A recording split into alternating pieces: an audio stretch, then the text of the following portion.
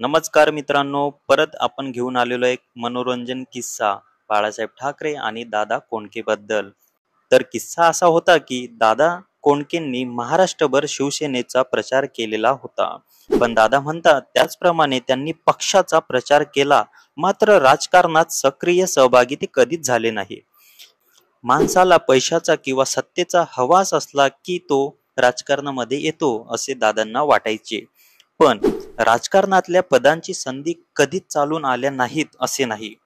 1995 साली शिवसेनेची महाराष्ट्रात सत्ता येणार होती हे पक्के झाले. बाळासाहेबांनी मंत्रिमंडळ नेमण्यासाठी मातोश्रीवर बैठक बोलावली.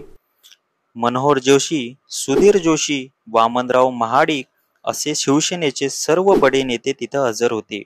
त्या बैठकीला दादांनाही बोलवण्यात आले होते. त्या बैठकीत बाळासाहेबांनी विचारले, दादा कुठलं मंत्रिपद हवंय? दादांना वाटलं बाळासाहेब टिंगल करतोय, कारण त्याआधी दादांना बऱ्याचदा म्हटलं होतं की मुख्यमंत्री होणार का. पण बाळासाहेब गंभीर होते. त्यांनी पुन्हा विचारलं, दादा कुठलं मंत्रिपद हवंय? त्यावर दादा म्हणाले, साहेब तुम्ही कुठलं पद घेणार? बाळासाहेब म्हणाले, मी सेना प्रमुखच राहणार. त्यावर दादा म्हणाले, जर तुम्ही सेना प्रमुख राहणार आहात तर मग मी माझा शिवसैनिक राहण्याचा हक्क तुम्ही का हिरावून घेत आहेत? मीही फक्त शिवसैनिकच राहणार.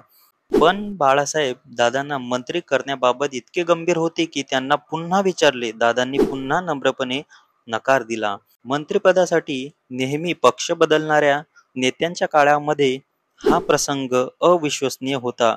तर म्हणून बाळासाहेबांनी दादांना विचारले होते कुठले मंत्रिपद हवे.